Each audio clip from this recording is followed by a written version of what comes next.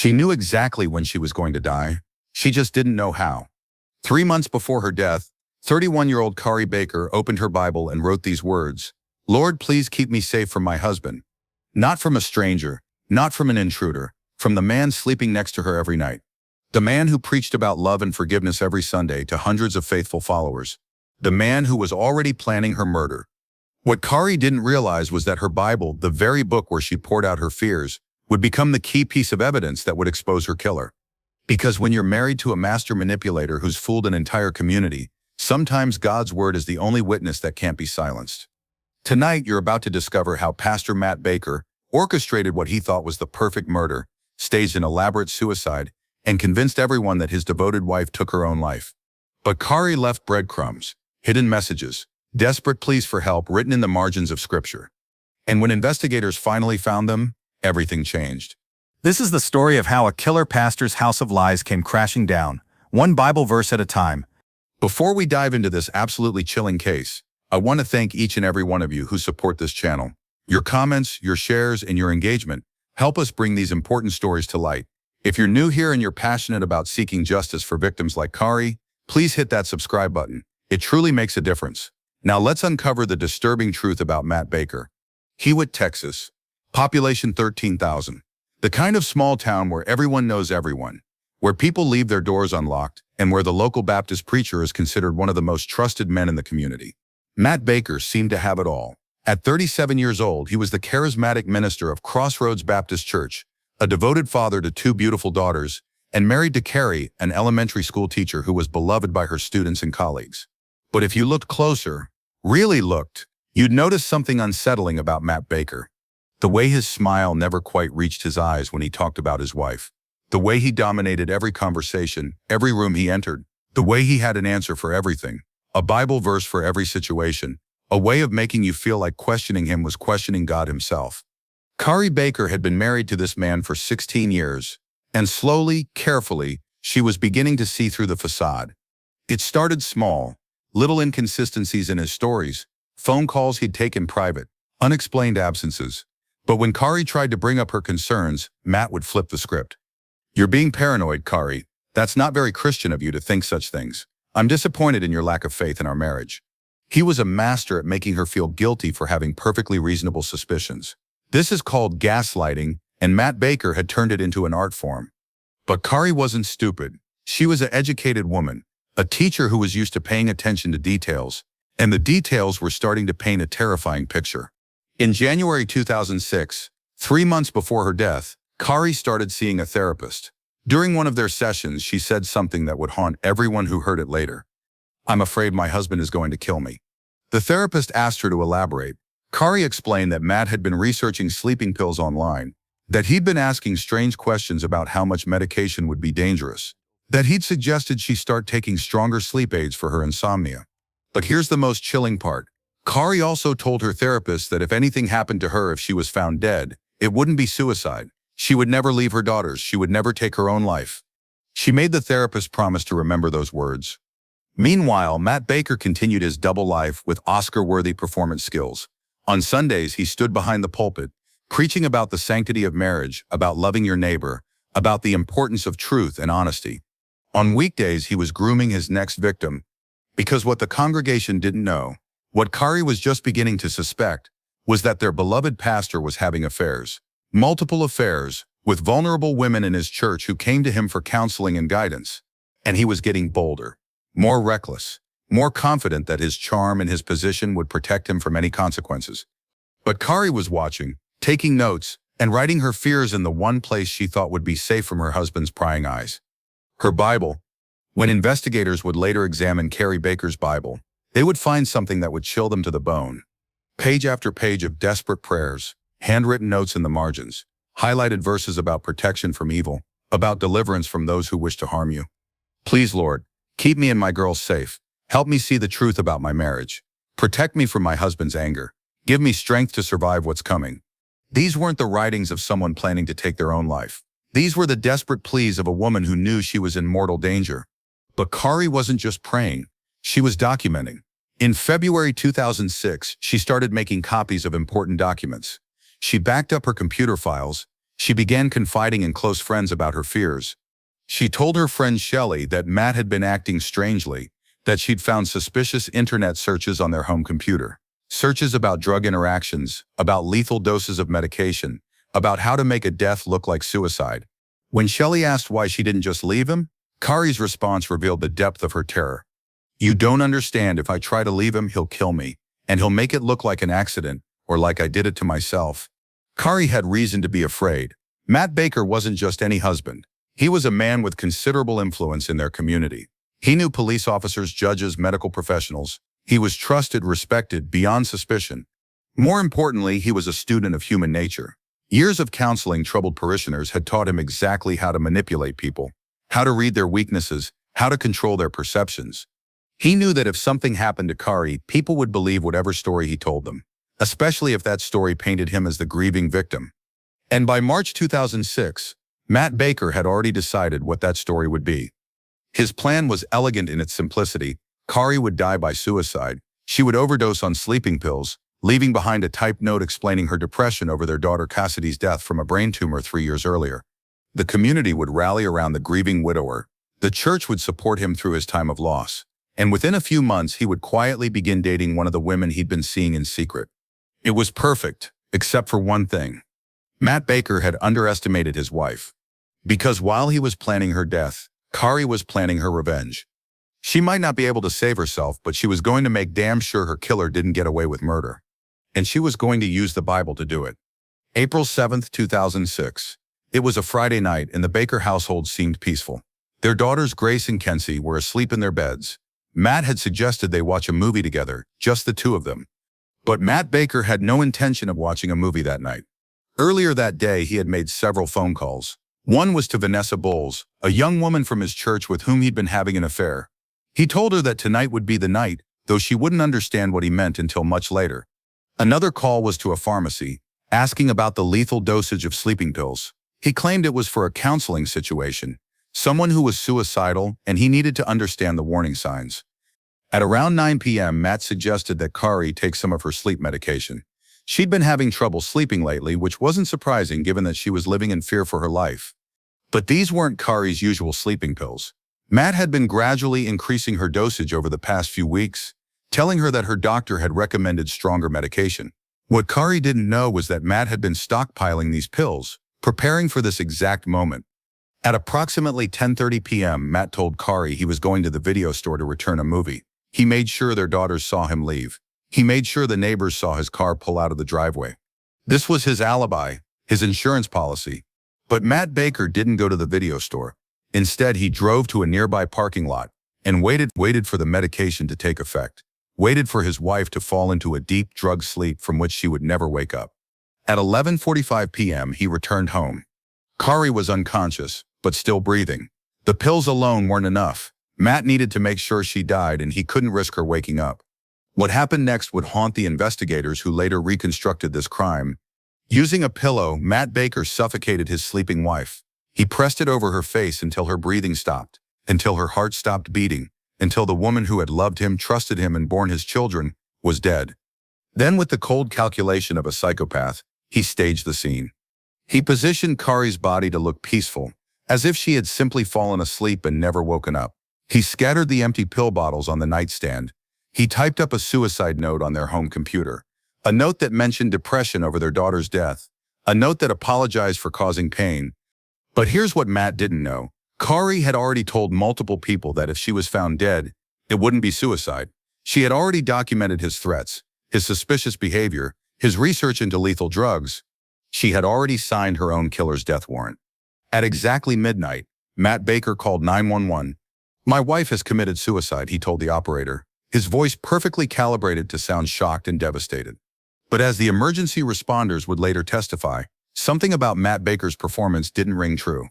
He wasn't crying, he wasn't panicked, he wasn't desperately trying to revive his wife. Instead, he was calm, controlled, almost relieved. And when the paramedics arrived, they noticed something else strange. There were no tears on Matt's face, no signs that he had been crying at all. For a man who had just discovered his wife's dead body, Pastor Matt Baker seemed remarkably composed. The Hewitt Police Department had no reason to suspect foul play. Matt Baker was a respected minister, a pillar of the community. His wife had been struggling with depression. There was a suicide note. There were empty pill bottles. Case closed. But if you knew what to look for, if you understood the psychology of a killer, Matt Baker's behavior in the hours and days following Kari's death was a masterclass in narcissistic manipulation. First, there was his interaction with the paramedics. When they arrived, Matt led them to the bedroom where Kari's body lay. He didn't rush to her side. He didn't beg them to save her. Instead, he stood back and watched, like a director observing his own play. One paramedic later said that Matt seemed more concerned with how convincing the scene looked than with his wife's condition. Then there was the suicide note itself. Investigators would later realize that this note contained several red flags that should have triggered immediate suspicion. It was typed, not handwritten. It was generic, lacking any personal details that would indicate Kari had actually written it. Most telling of all, it wasn't signed. What kind of person types their final goodbye? What kind of person leaves their children without even signing their name? But the most disturbing aspect of Matt's performance was how quickly he moved on. Within 24 hours of Kari's death, he was removing her photographs from the house. Within a week, he was telling his daughters they needed to be ready for a new mother. Within a month, he was openly dating Vanessa Bowles, the church member he'd been having an affair with. This wasn't the behavior of a grieving widower. This was the behavior of a man who had been planning this outcome for months. But Matt had made one crucial mistake. He had underestimated Kari's family. Jim and Linda Dolan, Kari's parents, knew their daughter better than anyone. They knew she would never abandon Grace and Kenzie. They knew she would never take her own life. More importantly, they knew about the concerns Kari had expressed in the months before her death. They knew about her fears, her suspicions, her desperate prayers for protection, and they weren't going to let their daughter's killer walk free. 3 months after Kari's death, the Dolans did something that would change everything. They hired a private investigator to look into the circumstances surrounding their daughter's death. What that investigator discovered would shock them to their core. Matt Baker wasn't just having one affair. He was having multiple affairs with multiple women, some of whom were married members of his congregation. He had been using his position as a minister to prey on vulnerable women who came to him for counseling. He would gain their trust, exploit their emotional needs, and then manipulate them into sexual relationships. This wasn't a man of God, this was a predator in shepherd's clothing. And as the private investigator dug deeper, he uncovered something even more disturbing. Matt Baker had been researching methods of murder for over a year before Kari's death. His computer contained searches for undetectable poisons, drug overdose symptoms, and how to make murder look like suicide. This wasn't a crime of passion. This wasn't a moment of madness. This was a premeditated, carefully planned execution. Armed with this evidence, the Dolans did something that required tremendous courage. They filed a wrongful death lawsuit against Matt Baker, publicly accusing him of murdering their daughter. The lawsuit sent shockwaves through the community. How could their beloved pastor, the man who had comforted them through their own times of loss, be capable of such evil? But the Dolans didn't care about the community's comfort. They cared about justice for their daughter. And they were about to get it. The wrongful death lawsuit forced authorities to take a second look at Kari Baker's death. And when they did, the carefully constructed house of lies that Matt Baker had built began to crumble. In 2007, the McLennan County Sheriff's Office reopened the case. They immediately noticed several things that the original investigators had missed or dismissed. First, there was the positioning of Kari's body. She was lying perfectly straight, with her arms at her sides and her legs together. This is not how people typically die from drug overdoses. Usually there's some sign of distress, some indication that the person experienced discomfort or tried to move. Kari looked like she had been arranged. Second, there was new technology available for toxicology testing. When they reanalyzed Kari's blood, they found something disturbing. The concentration of sleeping pills in her system was so high that she would have been unconscious within minutes of ingesting them. This meant she couldn't have walked to the bedroom, gotten into bed, and arranged herself in that perfect position. Someone else had to have moved her body after she lost consciousness. But the most damning evidence came from a new autopsy. The original medical examiner had focused only on the drug overdose, but when a forensic pathologist re-examined Kari's body, he found something that changed everything. Bruising around her nose and mouth. Bruising that was consistent with suffocation. Kari Baker hadn't died from a drug overdose alone. She had been smothered. Armed with this new evidence, Texas Rangers took over the investigation. These weren't small-town police officers who could be charmed by a charismatic minister. These were seasoned investigators who had seen every type of killer imaginable, and Matt Baker's behavior fit a very specific profile: the narcissistic family annihilator. These killers are often highly intelligent, manipulative individuals who maintain a perfect public facade while planning the destruction of their families. They're typically motivated by a desire to start over, to shed the responsibilities and complications of their current life. Matt Baker fit this profile perfectly. He wanted to be free to pursue his affairs without the inconvenience of a wife who was becoming suspicious. He wanted to maintain his position in the church and the community, and he believed he was smart enough to get away with murder. But the Rangers had a secret weapon, Vanessa Bowles. The young woman who had been having an affair with Matt was initially reluctant to cooperate with investigators. She was married, she was a member of his church, and she was terrified of the scandal that would erupt if their relationship became public. But as the evidence mounted, Vanessa realized that she might have been Matt's next victim. In a series of recorded phone calls, Vanessa revealed the truth about her relationship with Matt Baker. She told investigators about conversations where Matt had expressed frustration with his marriage, where he had talked about wanting Kari out of the picture. Most damning of all, she revealed that Matt had told her just days before Kari's death that he had found a way to solve his problem permanently. But the final piece of evidence, the piece that would ultimately convict Matt Baker, came from Kari herself. When investigators examined her Bible more closely, they found something that proved she knew exactly what her husband was planning. Hidden in the margins of Psalm 25, written in Kari's distinctive handwriting, were these words, "Him that is greedy of gain, troubleth his own house. My husband is going to kill me for the insurance money." Kari had figured out Matt's complete plan. The affairs were just part of it. The real motive was financial. Matt stood to collect over $250,000 in life insurance if Kari died. She had solved her own murder before it even happened. And now, 3 years after her death, she was finally going to get justice. September 2007, Matt Baker was arrested at his home and charged with the murder of his wife. The community that had once revered him was stunned.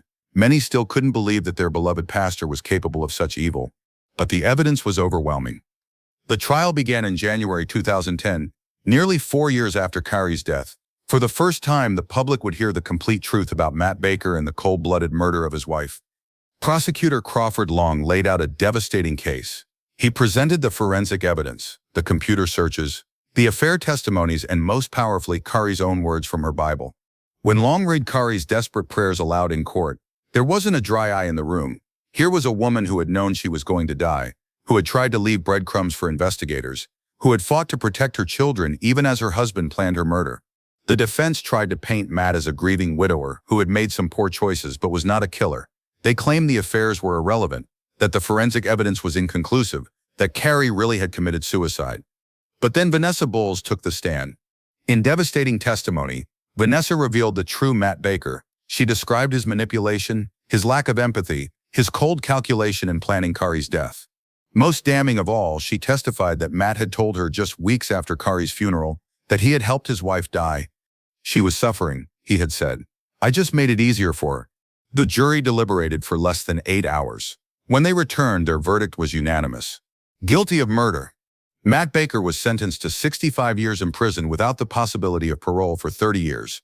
At age 40, he would likely die behind bars. Tone becomes reflective. In the end, justice was served not by brilliant detective work or advanced forensics, but by the words of the victim herself.